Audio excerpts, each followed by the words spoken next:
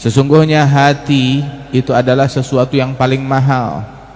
Hingga disebutkan di dalam sebuah athar bahwasanya Allah Subhanahu wa taala menyatakan di dalam sebuah kitab yang diturunkan, dikatakan bahwasanya la tas'uni ardi wala samai walakin yas'uni qalbu 'abdi al-mu'min.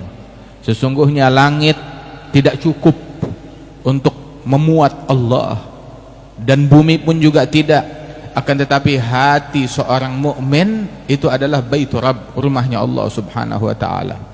Nah, karenanya itu hati kita ini adalah tempat pandangannya Allah, di mana Allah memandang hati kita. Allah tidak memandang wajah kita, tidak memandang fisik kita, tidak memandang pakaian kita, tetapi yang dipandang oleh Allah Subhanahu wa taala adalah hati, sebagaimana disebutkan di dalam hadis oleh Nabi Muhammad sallallahu alaihi wasallam, innallaha la yanzur ila suwarikum wa la ila ajsamikum innama yanzur ila qulubikum. Yang ditatap adalah hati. Sebagaimana kita malu kalau wajah kita ini ada kotoran di wajah kita, kita malu ketemu orang. Ya, bahkan beberapa orang kalau ada jerawat tumbuh dia malu, minder. Bahkan lagi kalau seandainya ada terkena tinta di wajahnya dia malu. Maka bagaimana halnya hatinya tatkala dia gunakan menghadap Allah, sebab hati itu yang dilihat oleh Allah Subhanahu wa taala. Tidakkah seseorang malu ketika Allah menatap kepada hati orang tersebut, didapati di dalam hatinya ada dengki, ada iri, ada cinta kepada hal-hal duniawi, ada riya, ada ujub, ada banyak penyakit hati. Ketahuilah penyakit hati itu lebih dahsyat daripada penyakit badan. Apa penyakit badan yang paling parah? Kanker. Kanker orang begitu meninggal dunia udah sembuh kankernya, nggak perlu ke dokter lagi, nggak perlu ke dokter, nggak perlu nebus obat, nggak perlu kemoterapi lagi, udah sembuh, selesai sudah kalau sudah meninggal dunia. Tetapi penyakit hati justru kematian bukan akhir dari penyakit hati. Kematian adalah awal dari akibat yang diterima oleh seseorang yang hatinya sakit. Yang namanya riya, yang namanya dengki, yang namanya hasad, itu besok di hari kiamat begitu orang meninggal dunia, dia bakal hadapi itu semuanya, hasil daripada kedengkian dia, hasil daripada riya dan ujub dia, hasil daripada penyakitnya hati dia. Nah itu besok. Karenanya itu beruntung orang yang membersihkan hatinya. Namun orang yang membiarkan hatinya ternoda, dia adalah orang yang celaka. Sayyidina Ibrahim ala nabiyina wa alaihi afdhalus salawat wa azka taslim, tahu kan di dalam doanya kepada Allah taala beliau doa minta apa?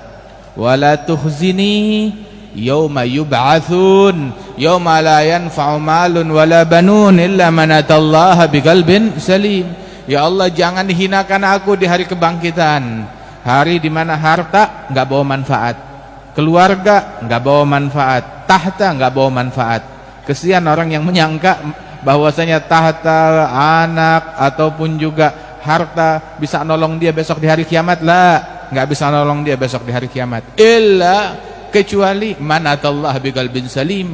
Yang selamat dari kehinaan, dari kehancuran adalah orang yang datang menghadap Allah membawa hati yang selamat. Artinya, kalau hatinya enggak selamat, itu yang hancur, itu yang celaka. Manakala hati enggak selamat, enggak ada gunanya. Wa inkan mulkul ardi fi qabdati yaddi. Barang siapa yang datang membawa hati yang cacat, enggak ada gunanya walaupun dia datang menghadap Allah membawa kerajaan langit dan bumi. Tapi hatinya kotor, belepotan dengan dengki dan iri, waliyadzubillahi min dzalik. Karenanya itu yang paling mahal pada diri seseorang adalah hatinya. Makanya hati itu mesti dijaga dari kotoran. Sebab tuh semua istiqomahnya mata, istiqomahnya mulut, istiqomahnya tangan, tuh tergantung dari istiqomahnya hati. Itu Sayyidina Isa ibn Maryam, pernah dia dicaci maki orang, begitu selesai dicaci maki dia bilang jazakallah khair, terima kasih. Bilang Hawariyin bilang kepada beliau, ya Rasulullah ma tasma' ma yaqul, kamu enggak dengar apa dicaci maki sama dia? Kamu hanya mengucapkan, membalas tentang jazakallah khair, ucapannya Sayyidina Isa. Bilang hadza anfaqa ma indah wa anfaqtu ma indi. Dia menginfakkan apa yang dia punya kebencian itu yang keluar dari mulutnya. Sedangkan saya Yang ada dalam hati saya cinta, syukur, terima kasih, doa, kebaikan, itu yang saya berikan kepada orang-orang. Ambil satu hikmah, wa kullu ina'in billadhi fihi yamdahu. Setiap wadah akan memercikkan isinya. Barang siapa itu orang ada gelas, isinya susu, yang keluar dari dia susu. Isinya air, yang keluar dari dia air. Isinya kotoran, yang keluar dari dia juga kotoran. Karenanya itu orang kalau udah ngomongnya kotor, membuktikan hatinya juga kotor, hatinya juga lebih busuk lagi. Barang siapa yang berucap yang tidak baik, berarti keburukan yang ada di dalam hatinya tersebut. Adapun mukmin, yang keluar dari dia adalah semuanya kebaikan, semuanya keluhuran, semuanya adalah kesantunan. Ketahuilah, dulu tuh Al-Imam Syekh Habib Bakar bin Salim, itu beliau menceritakan, beliau cerita dalam kitab Miftahus Sarair, sekelompok orang sedang melakukan perjalanan. Tatkala di perjalanan, alhasil mereka terdampar, tersesat di hutan, nggak tahu jalan untuk masuk ke perkampungan. Mereka bingung, mana ini? Tahu-tahu di hadapan mereka ada seekor singa besar yang siap melahap mereka. Ketakutan, di depan mereka ada singa. Tahu-tahu itu satu orang soleh di dalam kelompok itu datang menghampiri singa tersebut. Dia kasih salam, dipegang telinganya tuh singa. Dia tanya, "Assalamualaikum, saya mau tanya, kami ini tersesat, tolong tunjukkan kepada kami di mana jalan ke perkampungan." Itu singa bagaikan kucing, hanya ngangguk-ngangguk aja, mengisyaratkan kepada mereka untuk ikutin dia. Dibawa ke perkampungan, terus jalan. Itu teman-teman yang ikut perjalanan bersama dia heran, "Kok kamu berani dengan singa? Umumnya manusia takut sama singa, kok kamu berani dengan singa?" Maka dia jawab sebuah kalimat. Dijawab sebuah kalimat, dia bilang, "Antum aslahtumul zahir fakhiftumul asad, wa nahnu aslahnal batin fakhafanal asad." Kalian fokus membangun, memperbaiki zahir, fisik, atribut kalian. Itu dia, sibuk dengan kulit, sehingga hasilnya kalian takut kepada singa, takut kepada makhluk. Sedangkan kami fokus memperbaiki hati, sehingga kami nggak takut apapun kepada selain Allah. Dan itu sebabnya Allah Ta'ala jadikan makhluknya termasuk singa takut kepada kami. Sayyidina Umar ibn al-Khattab pernah dulu di Madinah terjadi bencana kebakaran. Itu ada api yang berkobar, gas kah atau api yang berkobar dari gunung itu, hingga api itu membesar mendekati perumahan di Madinah. Maka Sayyidina Umar menghampiri api tersebut dengan rotannya, dia disamperin, pakai rotan. Itu api disamperin pakai rotan, itu api langsung mundur mengecil hingga padam di dalam gunung. Masya Allah. Jangan heran, orang-orang yang hatinya bersih, hatinya ini udah dipenuhi dengan keimanan, jangankan api dunia, api neraka takut sama mereka. Wallah, api neraka takut kepada mereka. Itu disebutkan di dalam hadis bahwasanya mukmin yang hatinya dipenuhi oleh cahaya iman, besok ketika dia lewat di atas api neraka di jembatan Sirat, ini semua yang ada di sini bakal lewat di atas jembatan tersebut. Semuanya, wa minkum illa wariduha kana ala rabbika hatman maqdiyya. Tidak ada seorang pun pasti akan lewat di atas jembatan tersebut. Cuma yang selamat nggak tahu, lewat pasti, selamat nggak pasti. Mudah-mudahan Allah Ta'ala selamatkan kita semuanya. Ada disebutkan di dalam hadis, orang-orang yang hatinya dipenuhi oleh cahaya iman, hatinya udah bersih, berkilau, ketika dia lewat di atas jembatan Sirat tersebut, itu neraka yang di bawah mereka ketakutan. Itu neraka berkata, "Juz ya mu'min fa inna nurak tahrigu nari." Cepat lewat wahai mukmin, sebab cahayamu membakar apiku. Aku api neraka enggak kuat sama cahaya imanmu. Sampai-sampai beberapa aulia wassalihin disuruh masuk surga, dia nggak mau. Dia hampiri neraka. Saya masih punya teman ada di dalam api neraka. Dia bilang, "Hei neraka, keluarkan teman-teman saya, orang-orang yang dekat sama saya. Kalau enggak saya masuk, nggak tanggung kalau padam neraka itu." Hingga dikeluarkan. Wah, kata sebagaimana disebutkan di dalam sebagian athar. Karenanya nih, bersihkan hati kita. Orang kalau udah hidup dalam keadaan hati bersih, udah hidup, tinggal loncang-loncang kaki. Enggak peduli. Antum tahu Al-Habib Ali bin Abdurrahman Al-Habsyi hidup di zaman kapan? Ngalamin zaman penjajahan Belanda, ngalamin zaman penjajahan Jepang, ngalamin zaman apa lagi namanya tuh? Revolusi, ngalamin zaman Masya Allah, sampai zamannya PKI pun juga beliau alami, hingga meninggal tahun 68. Akan tetapi beliau di hatinya nggak ada kerisauan, nggak ada ketakutan kecuali kepada Allah Subhanahu wa Ta'ala. Dan di dalam keramahan beliau, di dalam kebersihan hati beliau, Masya Allah, mau dalam keadaan terjadah atau apapun, sebagaimana para salaf yang sebelumnya, Al-Habib Ahmad bin Abdullah bin Talib Al-Attas Pekalongan, begitu pun juga hidup di zamannya penjajahan. Begitu juga Al-Habib Abu Bakar bin Muhammad As-Segaf yang haulnya besok, hidup di zamannya penjajahan.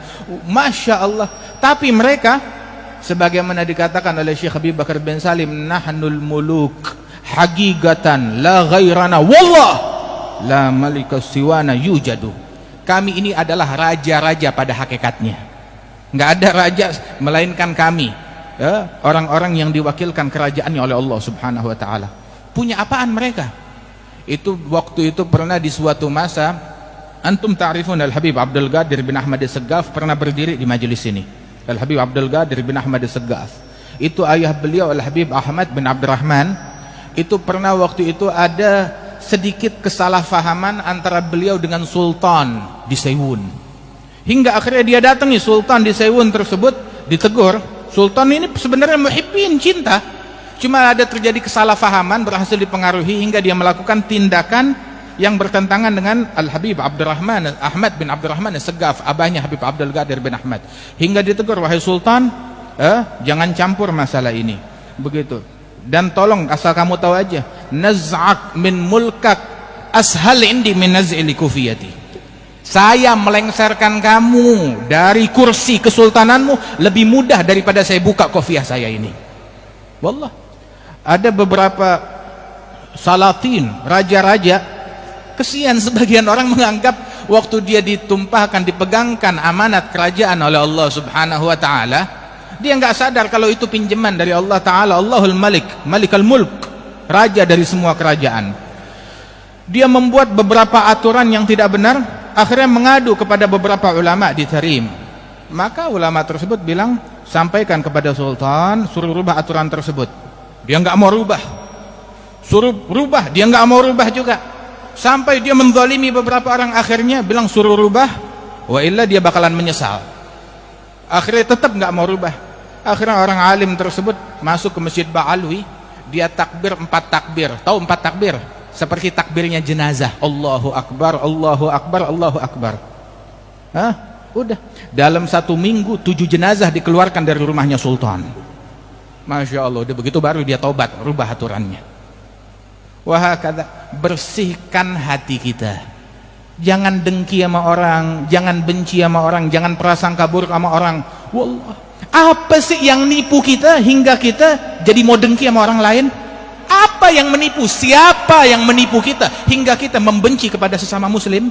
Apa dan siapa yang menipu kita hingga kita menghalalkan untuk mencaci sesama muslim, memaki sesama muslim? Wallah, yang menghalalkan itu penipu, menipu kita. Jangan tertipu. Sungguh kerajaan langit dan bumi terlalu murah hingga kita rela mengorbankan hati kita untuk mendengki, membenci, mencaci, memaki. Jaga hati kita, perbaiki hati kita. Ini kalau mau bicara masalah hati kayaknya sebulan nih nggak ada habisnya. Tapi hidup kita di dunia ini adalah pembelajaran dari Allah Subhanahu wa Ta'ala. Para ulama-ulama kita, awliya was salihin, misal Al-Habib Ali bin Abdurrahman Al-Habsyi, Al-Habib Muhammad bin Ali bin Abdurrahman. Al-Habib Muhammad bin Ali bin Abdurrahman tahu dikenalnya dengan apanya? Dikenalnya dengan kebersihan hatinya. Enggak pernah ngomongin orang, enggak pernah gosipin orang, enggak pernah ngatain orang. Al-Habib Muhammad bin Ali bin Abdurrahman belum terlalu lama meninggalnya. Tapi coba tanya orang yang kenal dengan beliau, kapan Habib Muhammad bin Ali pernah maki orang lain, pernah ngatain orang? Dikatain orang sering, dicaci orang sering, bahkan orang yang benci sama beliau datang ke majelisnya, ahlan, fadal, naik ceramah maki Habib Muhammad. Wal Habib Muhammad bilang, jazakallah khair, terima kasih. Akhlaknya siapa? Akhlaknya Nabi Muhammad. Pertanyaan, yang memaki mana sekarang? Nggak dikenang, nggak disebut. Wal Habib Muhammad bin Ali bin Abdurrahman puluhan tahun setelah wafat beliau masih kita kenang, masih kita sebut, masih kita puji akhlaknya. Radhiyallahu anhu arba'ah. Nah karenanya itu nih hati kita bersihkan hati kita. Mudah-mudahan Allah Subhanahu wa Ta'ala membersihkan hati kita dari noda, dari kotoran, dijadikan kita orang yang bertakwa, dan Allah Ta'ala perbaiki keadaan kita sekalian. Amin ya rabbal alamin. Allahumma ij'al jam'ana hadza jam'an marhuma, tafarruqana min ba'dihi tafarruqan ma'suma, wa la taj'al fina wa la minna wa la ma'ana syaqiyan wa la mahruma. Sallallahu ala sayyidina Muhammad wa ala alihi wasallam, walhamdulillahi rabbil alamin.